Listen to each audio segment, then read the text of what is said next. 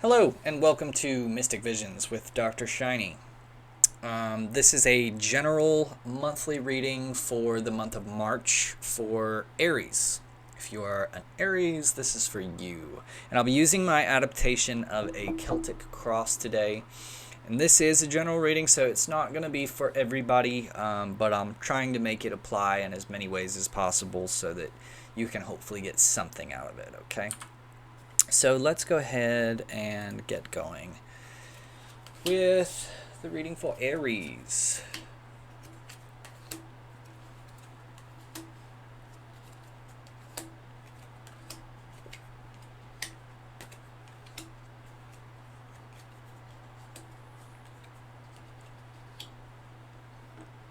Okay. All right, so Aries, what you have here today is the Eight of Coins. So this can mean kind of hard work, diligently working away at some project or something, in the material realm. So there is some determination and some, it can be almost, tunnel vision sometimes or something like that. But in any case, there's some busyness. You're definitely on task. And if not, you need to be, right? So what's crossing you here is judgment. So this can mean there's maybe a deadline coming up or something like that. There's something you really have to work on, and you got to get it finished. And you're possibly afraid about, the results being not what you want, that kind of thing. And it could possibly be causing a lot of stress for you here.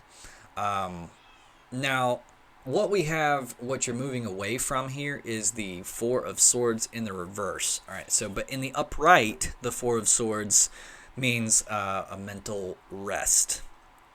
And in the upside down, this is resistance to rest. Okay, so what this means is, and it's kind of complicated the way the cards are laid out, but in simple terms, you are beginning to get to a place where you are willing to rest a little bit more. Now, that could be through this reading or through the situation that you're moving toward, but in any case, it's kind of like there's a light at the end of the tunnel here that judgment is coming, whether you want it to or not. And so there will be an opportunity for rest when that comes. But I would also give you some advice here to get a little bit of rest in the meantime.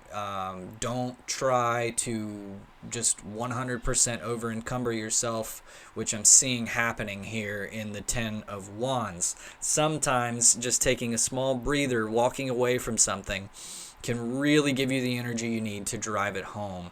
And I just recently was watching reading an article, I think about Jeff Bezos. Sorry, Jeff Bezos.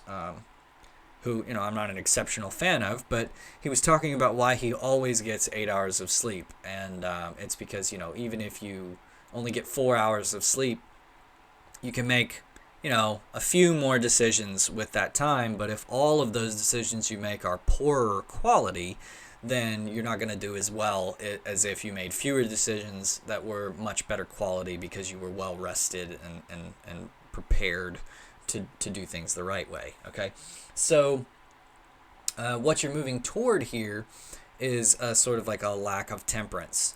And now again, in regards to like the past and the future and the direction you're headed, I'm never going to tell you that you don't have a choice in the direction that you're headed. This is kind of a snapshot of like what's going on now. What is the direction that you're moving right now?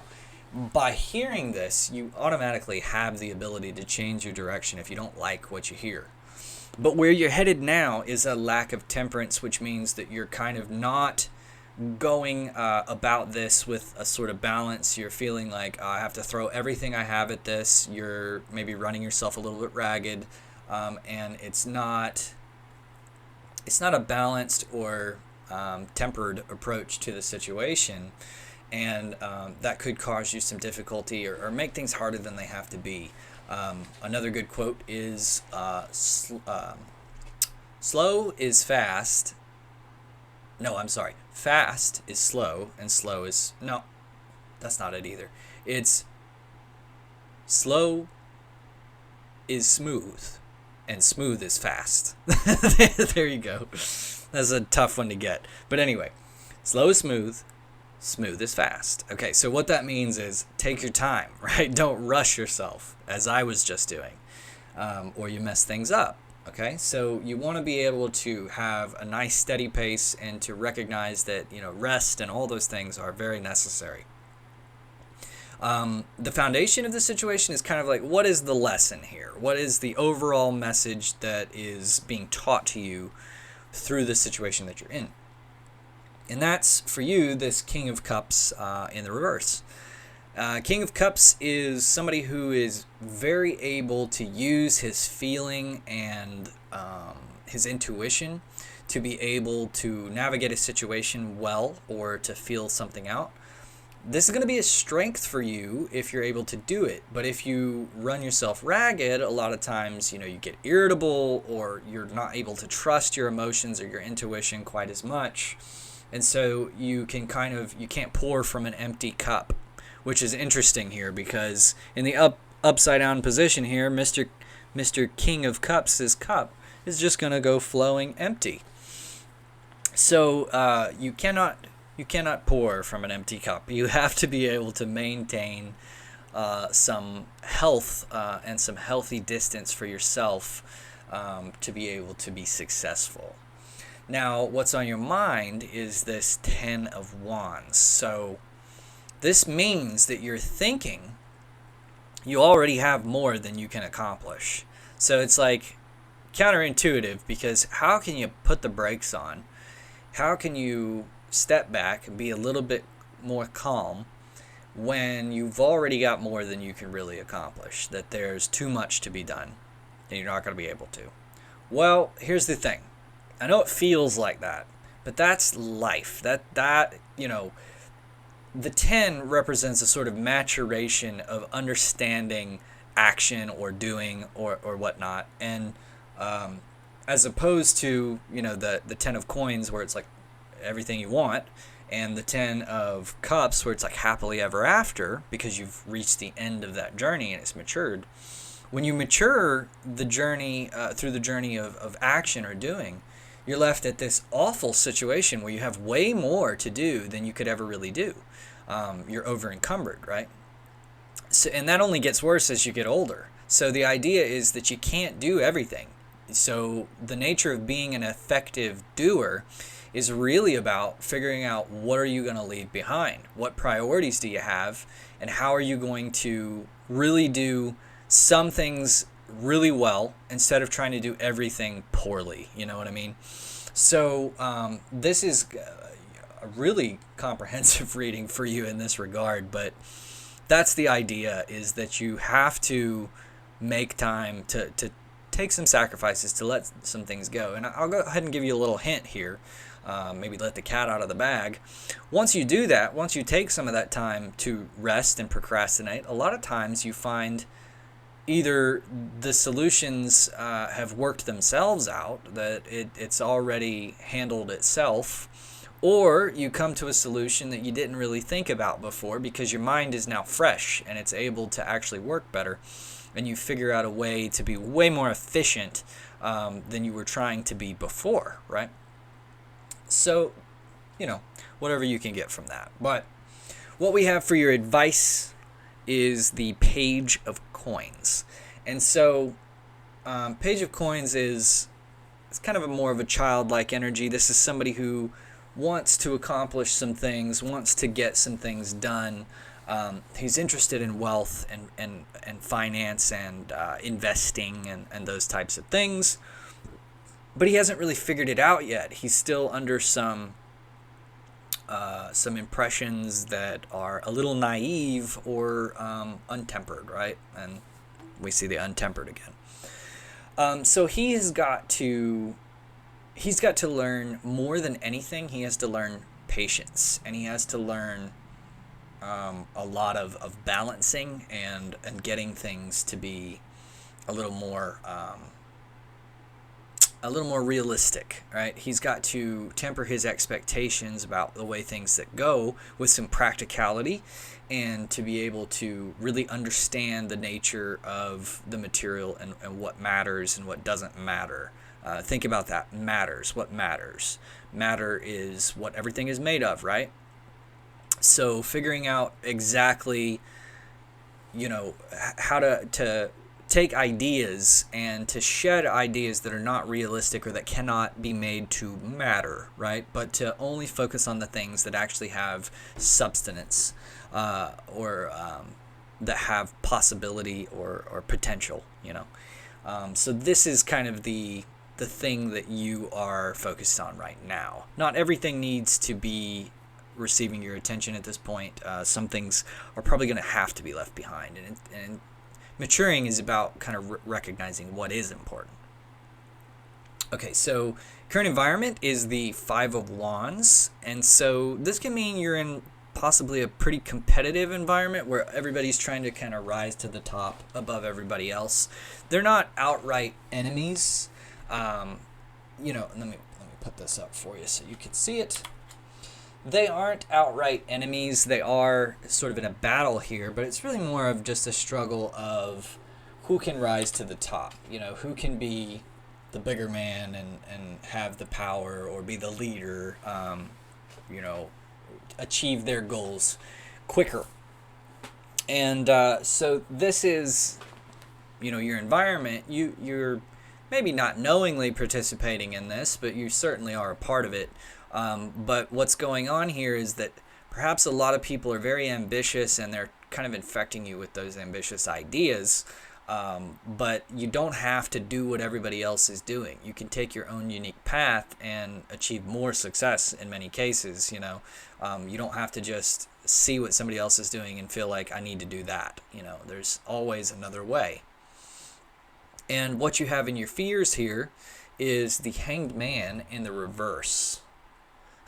Okay, so the Hanged Man is kind of typically he's kind of letting go. He's kind of taking a chill pill, taking a break, and whether by choice or not, through that break, he often comes to sort of an epiphany, an enlightenment, kind of like what we've been talking about through this whole reading, right?